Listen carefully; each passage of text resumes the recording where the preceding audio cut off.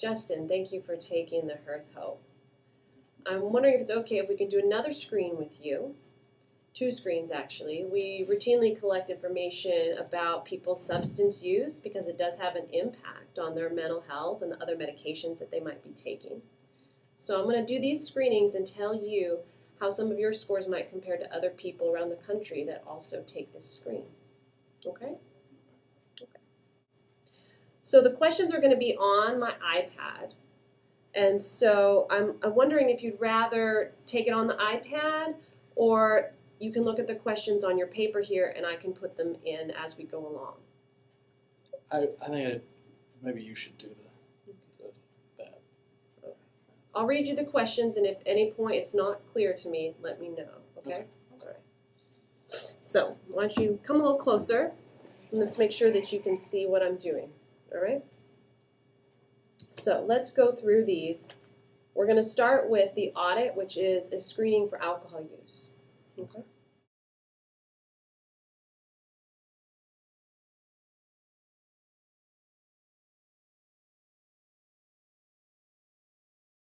So this is all about the last 12 months. And just so you understand what I'm saying when I say 1 drink, a 1 drink is like a 12-ounce beer. Like so we're not talking like a 24-ounce or 40. This is just a 12-ounce small beer. Okay. 5 ounces of wine is 1 drink, or 1.5 ounces of liquor, which is like a shot of liquor. So that's 1 drink. Okay. Okay. So in the last 12 months, tell me what describes you the best. How often do you have a drink containing alcohol? Never, monthly, 2 to 4 times a month, 2 to 3 times a week, or 4 or more times a week? I guess like probably 2 to 3 times a week. I had to, something like that. 2 or 3 times a week. How many drinks containing alcohol do you have on a typical day when you are drinking? Do you have 1 or 2 drinks, 3 or 4 drinks, 5 or 6 drinks, 7 to 9 drinks, or 10 or more drinks at a time?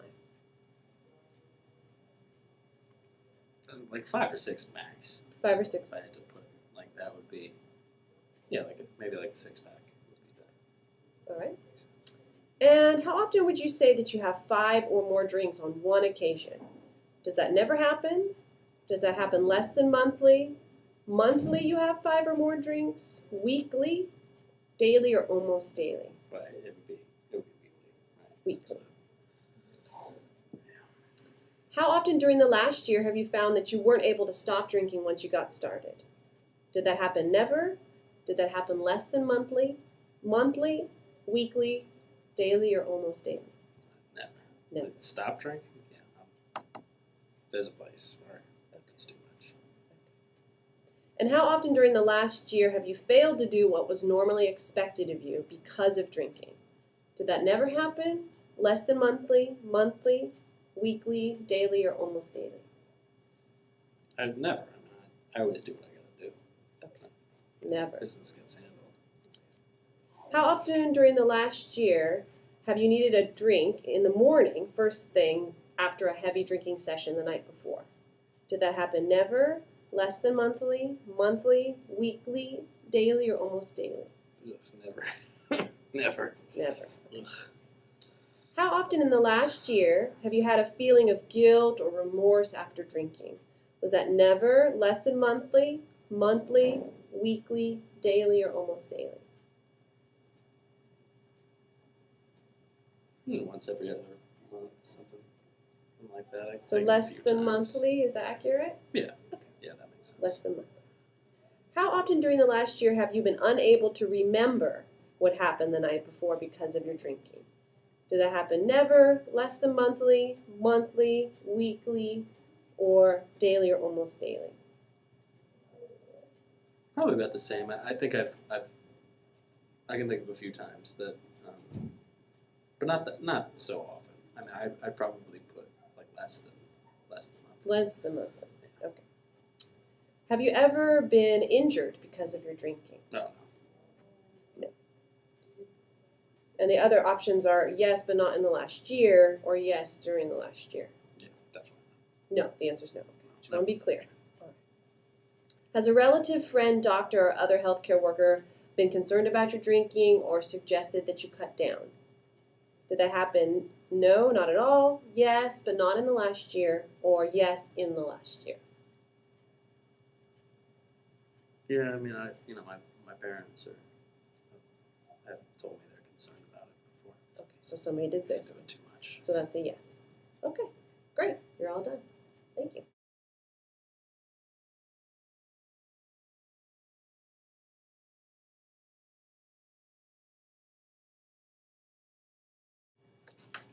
Okay, so now we're going to move on, and we're going to do the DAST, which is the drug screen. Okay? Okay. So we're going to do the same way. Follow along, and I'm going to put it in the iPad. Is that all right with you? Okay. This is it right here? Yeah, that's it right there. So this is a yes or no questions about the last 12 months, all right? But we're going to start with, which of the following drugs have you used in the last year? Methamphetamines? Okay. Cannabis? That would be like pot, marijuana? Yeah. Okay, that's a yes. Okay. Inhalants like pain thinner, aerosol, glue. Okay. Like an elementary school kid. Okay. Tranquilizers, Valium, or barbiturates? No. Okay. Cocaine? No, I'm not a fan. No. Narcotics like heroin, oxycodone, methadone. Hallucinogens like LSD, mushrooms, things like that. Not in the last year, no. Okay, we're just talking the last year. And stimulants like speed. Don't touch that. No. Okay, great. And how often, so you checked cannabis. How often have you used cannabis? Would that be monthly or less, weekly, or daily, or almost daily? Pretty much every day. Every day. Okay.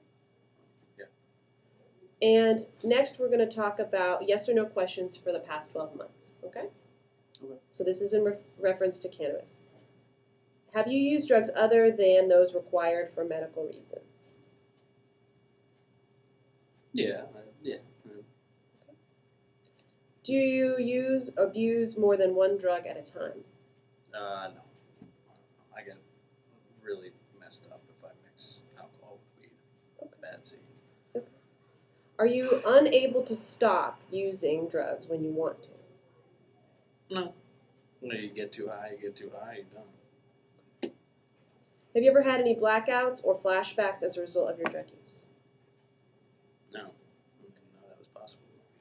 Some of these questions might be more relevant to other drugs. Do you ever feel bad or guilty about your drug use? Does your spouse or parents ever complain about your involvement with drugs? Yeah, my mom gets on my ass about smoking. Okay, so that would be a yes. Yeah. Okay. Have you ever neglected your family because of your use of drugs? No. Are you kidding me? Okay. Have you ever engaged in illegal activities in order to obtain drugs? No, I have a card, so Okay. I get prescribed. Okay. Have you ever experienced withdrawal symptoms or felt sick when you stopped taking drugs? Not that I'm aware of. Okay. And the last one, have you had medical problems as a result of your drug use, like memory loss, hepatitis, convulsions, bleeding, anything? No. Okay. Great. That would suck. And there's two more quick questions. Have you ever injected drugs? So the choices are never, yes in the past 90 days, or yes in the past. Not at all. Not at all. Okay. And have you ever been in treatment for drug use? And not in the past either. Okay. Great. All right, you've completed both the screens. Thank you.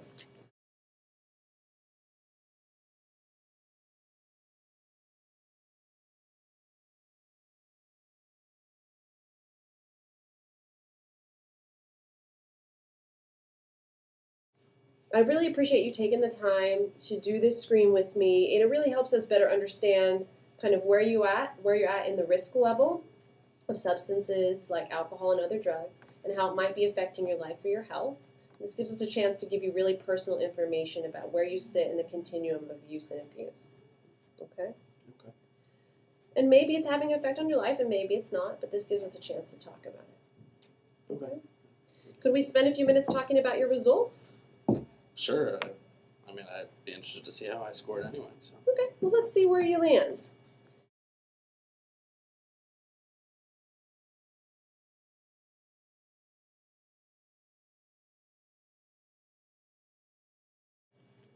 Okay, so we're going to start with the alcohol screen, the audit, and see what you scored. So you scored a 14. Right here I have the scores of all the people in the country that have taken this screen and where you rank among them. So I'm going to show that to you, okay? So this pyramid shows kind of where other folks' use is at. Your 14 score on the audit puts you in a risky level. So I don't know if you can see that right there, that part of the pyramid. So this is where most people land. 78% of the population land in the low risk or abstain. So they don't use, or they use to a point that's considered low risk. You've fallen in the risky zone. It's about 9% of the population are using at the same levels that you're using. What does that mean? Well, it can mean a lot of different things. It means that you are more at risk than 78% of the population in developing some health complications as a result of your alcohol use. Did you know about any of the health effects of drinking? I mean, I guess, everyone knows kind of it can really mess up your liver and stuff, but I'm not drinking that much. Well, why don't we look at this for a second? So liver damage is one of the alcohol's effects on the body, and it can also have all these other effects that maybe you didn't know about. Can you take a minute and look at that?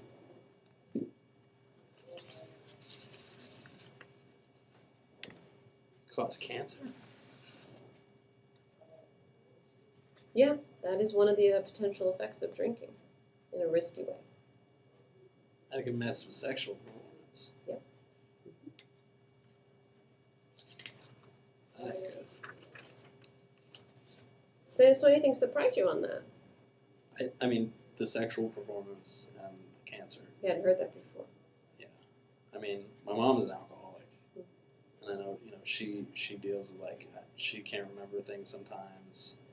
She can get, a little shaky. She's sick a lot. But, I mean, I don't know. I don't want to end up like her in any capacity, but I don't really want this stuff. All right, so Justin, I want to give you your scores on the DAS screen, the drug screen, okay? So looking at your answers, you scored a 2 on the DAS, which puts you also in the risky category. Risky for both, huh? Yeah, you're in the risky category for both. All right. So are you aware of any of the health effects of marijuana? You mean besides getting high? Well, actually, potential side effects. I didn't even know there was side effects. Well, let me show something to you. These are some of the physiological effects that marijuana can have on your body and some of the long-term health consequences. Some people don't know about it, but here's some information if you'd like to look it over. Again, with the sex drive. And actually, to be honest with you, there is some motivational stuff there. I mean, You've experienced that? Yeah, sometimes I worry about it, getting in the way of me going to college or doing the things I need to do. And I did hear that it can increase the chances of like a psychotic thing happening. But I don't know how much I believe that.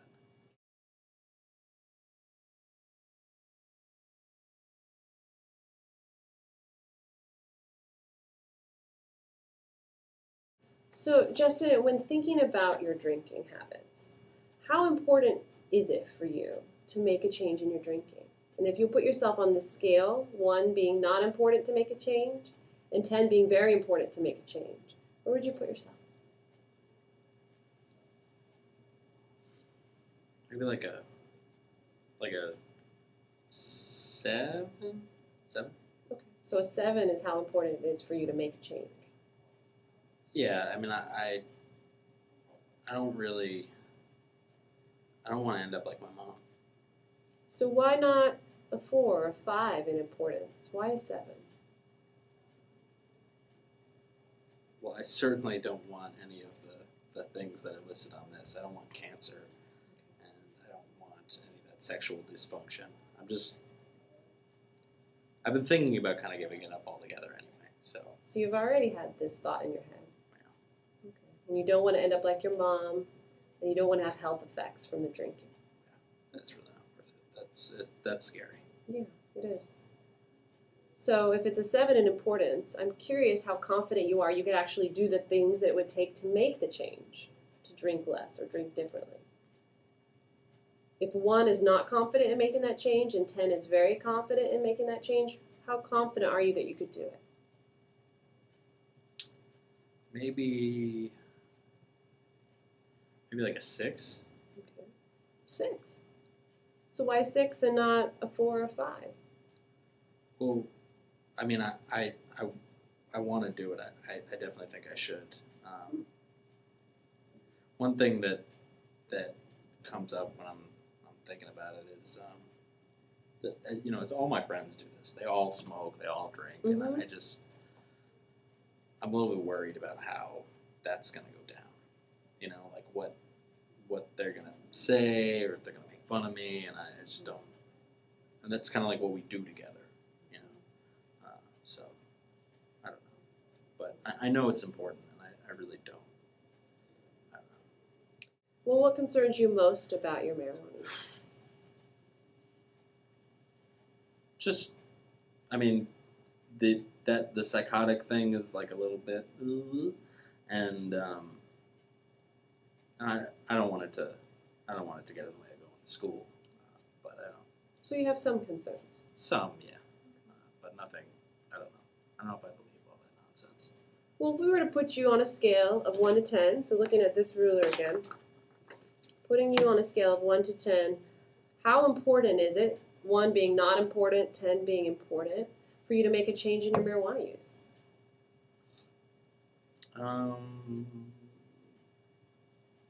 Maybe a 3. A 3? So, Justin, why a 3 and not a 2?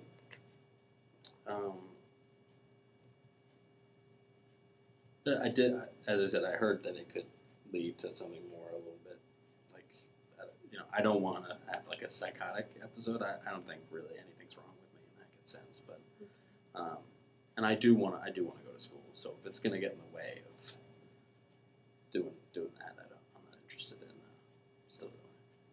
So if you could see it getting in the way of you going to school, that make you want to make a change? Yeah. Yeah. If it's going to get in the way of me doing other things, then why bother? I mean, I haven't experienced that yet, so. So if you experience that, you think about making a change? Yeah. If you did decide to make a change, how confident would you be in making that change? Would you be between a 1 and a 10? I can stop smoking weed anytime I want. Where would you put yourself? I like maybe like an 8 or a 9. 8 or 9. So you're pretty confident you could actually make a change when you decided to. Yeah, if I want to stop smoking weed, I can stop smoking weed. No question. Okay. That wouldn't be an issue.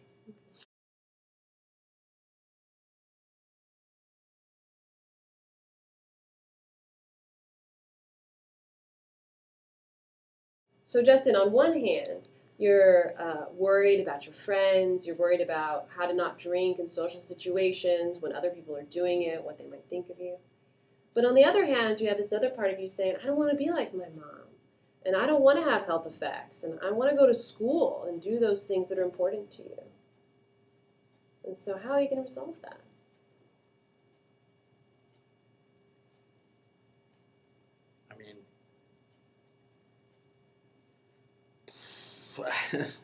I guess it's a I don't know. Maybe it would be a good idea to cut down maybe a little bit. I guess I could see, because I don't think like stopping cold turkey is gonna be easy. And that's gonna be an issue. But I don't know, maybe I could try a little bit less. Well, what would cutting down look like for you? How much would you cut down? Well, there's not that much difference really between like a whole 6-pack and like maybe like 3 or 4 beers or shots or whatever. I could maybe cut down a few. Probably the most half, but I could I'll try like 1 or 2. So it sounds reasonable to you to go from 5 or 6 beers to maybe 3 or 4. Yeah, I could give that. Would you be willing to try that between now and next week and let me know how it goes for you?